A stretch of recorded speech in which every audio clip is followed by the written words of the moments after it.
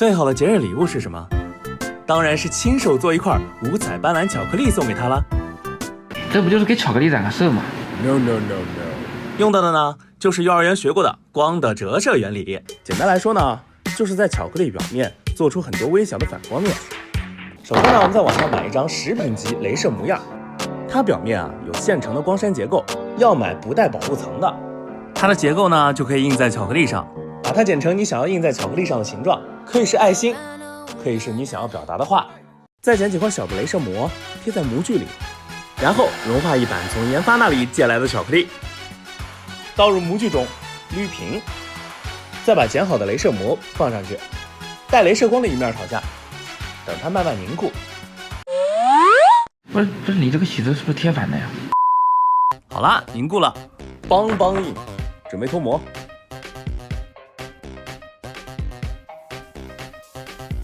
撕掉保护膜就好啦。你看，